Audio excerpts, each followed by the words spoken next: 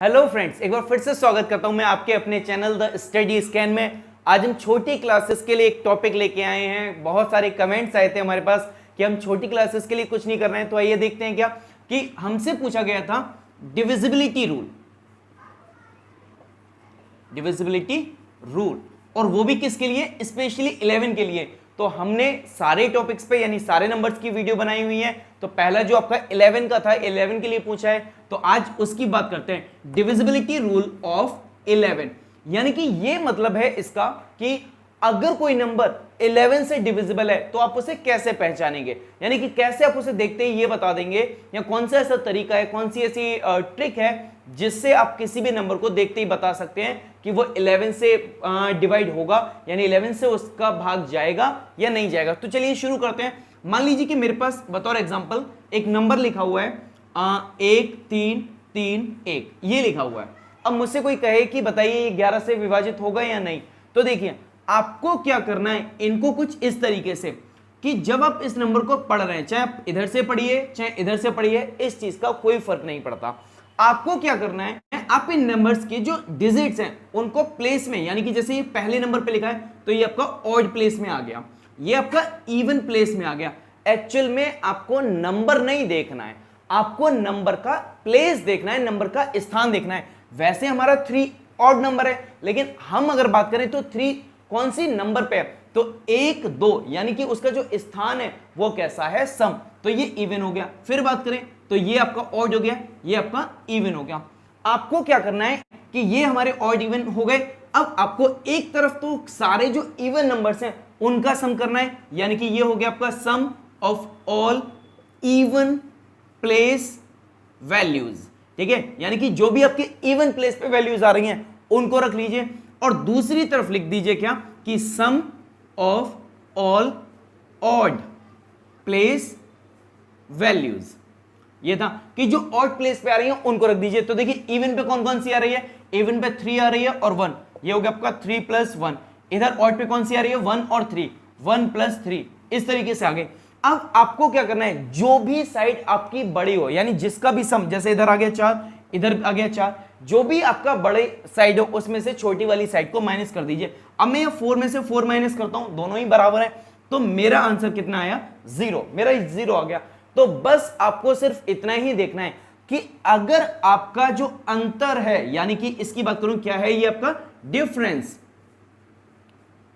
अगर आपका अंतर 0 आ रहा है या फिर 11 का कोई भी मल्टीपल आ रहा है, जैसे कि 22, जैसे कि 33, इस तरीके से कोई भी आ रहा है, तो आप समझ लीजिए कि वो नंबर आपका 11 से विभाजित होगा, यानी 11 से उसमें डिवाइड चला जाएगा। अब जब इसका हमने अंतर देखा तो कितना आया, 0 आया, और 0 यानी कि मैंने बताया था कि 0 आए या फिर 11 का कोई टेबल आए, यानी कि 11 का कोई भी मल्टीपल आए, तो वो नंबर किससे होगा, डिविजिबल रहेगा। चलिए इसी के साथ में एक और लेता हूं एग्जांपल, एक एग्जांपल और लिया, तो देखिए अब लिया कोई भी रैंडमली नंबर लिया, 6 4 3 2 9 4 5 1, ये ले लिया हमने। तो ये हो गया आपका ऑड प्लेस का ऑड, ये आपका even odd even odd even odd even, इस तरीके से हो गया। तो ऑड नंबर पे कौन कौन से हैं आपका, ऑड पे आपका 6 + 3 + 9 + 5। इवन की बात करें तो इवन पे आपका कौन कौन सा है, 4 + 2 + 4 + 1, ये बन गया। तो देखिए जरा करते हैं, 4 और 2 6, 6 4 10 और 1 11, ये इधर आ गया।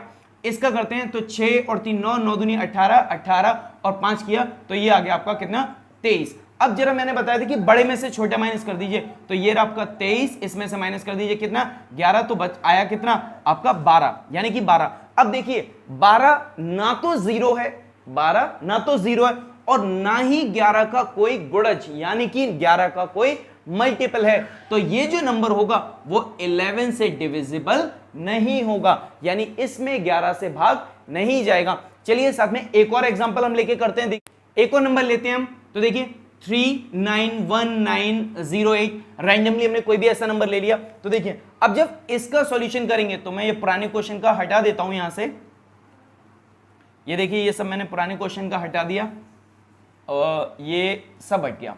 तो देखिए क्या है, अब इसका किया तो ये आपका ऑड हो गया, ये इवन हो गया, ये ऑड हो गया, ये इवन प्लेस हो गया, ये ऑड प्लेस हो गया, ये इवन प्लेस हो गया।